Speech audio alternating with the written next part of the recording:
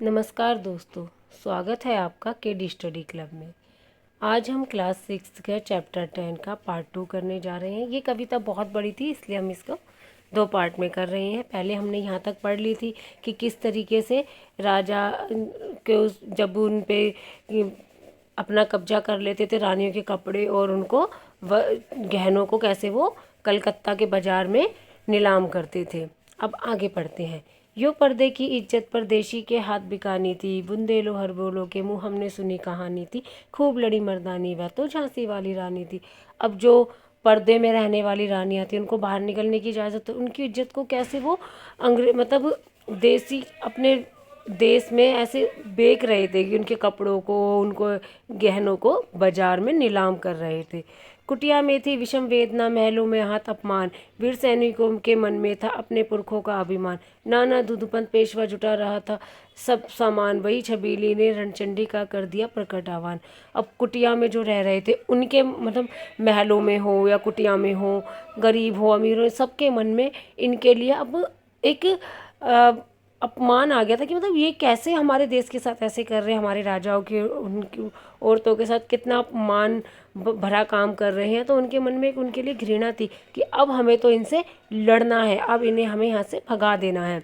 और दूदू पंत ने, पेशवा ने, इन्होंने सबने इनको लड़ने के लिए जो है उनसे सामान इकट्ठा करना शुरू कर दिया। और रानी ने भी, छबीली ने भी एक रणचंडी का रूप ले लिया कि मतलब अब तो मैं इनको यहाँ से मार भगाऊंगी। हुआ यज्ञ प्रारंभ, उन्हें तो सोई ज्योति जगानी थी, बुंदेलो हर बोलो के मुँह हमने सुनी कहानी थी, खूब लड़ी मर्दानी वह तो झांसी वाली रानी थी। अब युद्ध प्रारंभ हो गया था, अब उन्हें तो कोई ज्योति जगानी थी, युद्ध प्रारंभ हुआ, ज्योति जगी। अब ये कहानी हमने हर बेलों के मुँह सुनी थी और यह झांसी की रानी किस तरीके से मर्दों की तरह लड़ी थी। महलों ने दी आग, झोपड़ी ने ज्वाला सुलगाई थी, यह स्वतंत्रता की चिंगारी अंतरंग से आई थी। झांसी चेती, दिल्ली चेती, लखनऊ लपटे छाई थी, मेरठ कानपुर पटना ने भारी धूम मचाई थी। मतलब महलों में रहने वाले, झोपड़ी में रहने वालों, सब जगह से ये आग सुलगी थी। उनके अंतर मन से ये आत्म आवाज़ आई थी कि हमें स्वतंत्रता पानी है। किसी ने उन्हें उकसाया नहीं, किसी ने उन्हें ये मतलब कहा नहीं कि तुम ऐसा करो, तुम ये करो, नहीं, उनके अंतर मन से आई थी ये आवाज़ कि हमें अंग्रेज़ों से छुटकारा चाहिए, हमें स्वतंत्रता चाहिए। तो ये सब कहाँ कहाँ पर ये जो संग्राम हुआ, कहाँ पर, झांसी में, दिल्ली में, लखनऊ में, मेरठ, कानपुर, पटना, सब जगह ही इसका जो 1857 के विद्रोह की धूम मची हुई थी।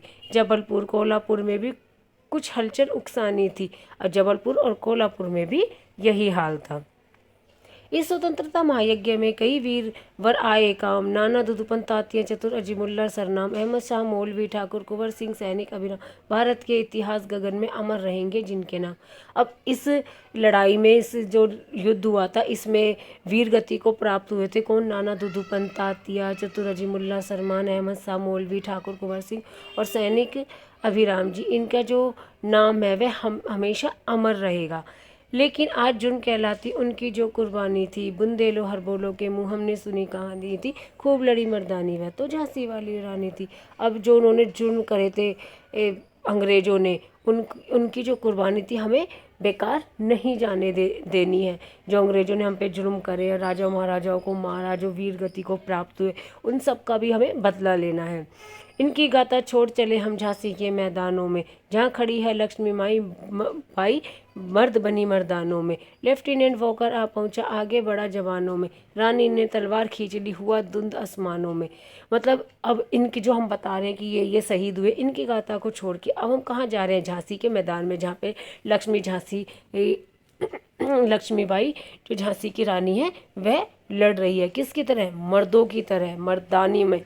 और वहाँ के मैदान में वो लड़ रही हैं। लेफ्टिनेंट वॉकर वहाँ पर आया, उन्होंने खूब मतलब अपनी तलवार से मारा और आसमानों में दे दो। आसमानों में ही तलवारों से लड़ाई होती है ना, कभी आपने देखे हो पुराने टाइम के युद्ध होते हैं जो तलवार कैसे आसमानों में आपस में टकराती है, उस चीज़ के लिए।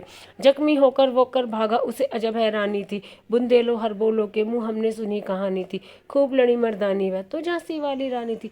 जख्मी होकर वॉकर मतलब कि जो वॉकर थे वो जख्मी हो गए और वहाँ से भाग गया। उसे हैरानी थी कि एक औरत होके कैसे मर्दों की तरह लड़ाई कर रही है।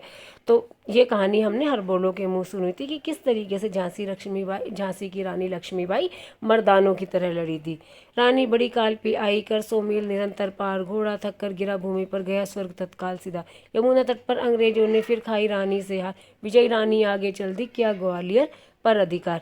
अब कालपी मतलब कोसों दूर तक रानी अपने घोड़े पर बैठकर आ गई थी, 100 मील तक।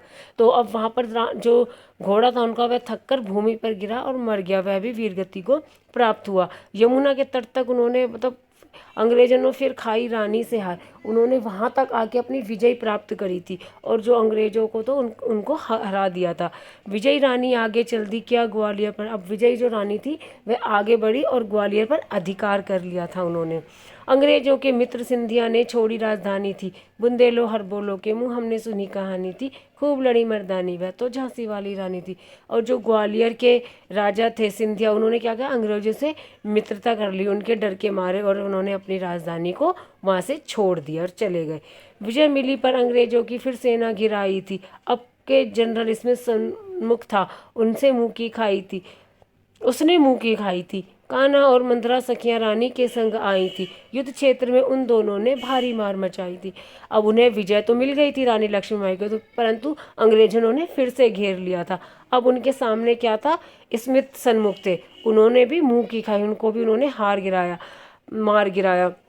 और जो रानी की सखियां थी कौन, कान्हा और मंदरा, वह भी उनके साथ इस तरीके से लड़ रही थी, उन्होंने इतनी मार काट करी, वह भी वीरता से उनके साथ लड़ी थी। ये देखो जो उनका घोड़ा था वह मर गया था। किस तरीके से रानी लक्ष्मीबाई लड़ाई कर रही हैं, ये उनका घोड़ा है और ये रानी लक्ष्मीबाई किस तरीके से अंग्रेजों से लड़ रही हैं। पर पीछे ह्यूरोज आ गया, हाय गिरी अब रानी थी बुंदेल। अब पीछे ह्यूरोज आ गया और मतलब रानी लक्ष्मीबाई और उन तीनों को फिर से उन्होंने घेर लिया था।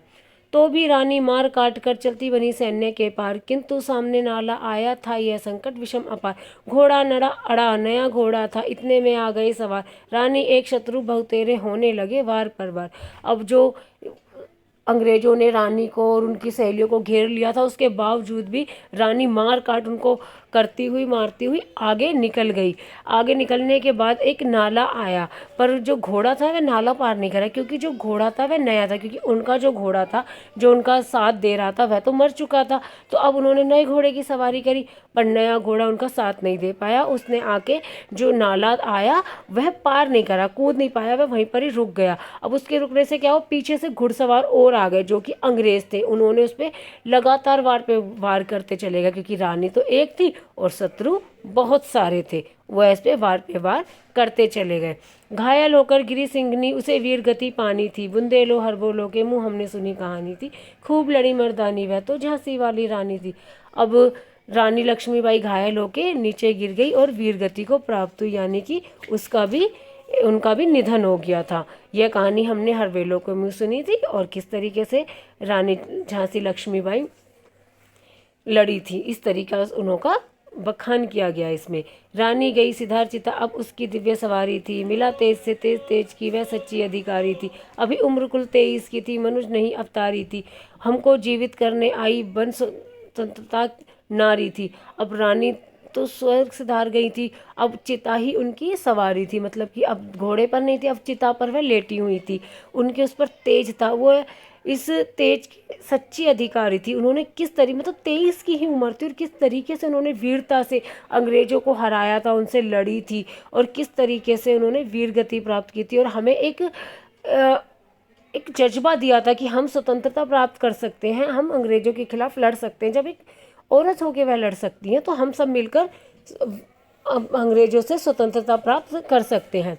दिखा गई पथ सिखा गई, हमको जो सीख सिखानी थी वह हमको एक पथ दिखा गई कि किस तरीके से हम अंग्रेजों से लड़ सकते हैं और हमको एक सीख सिखा गई।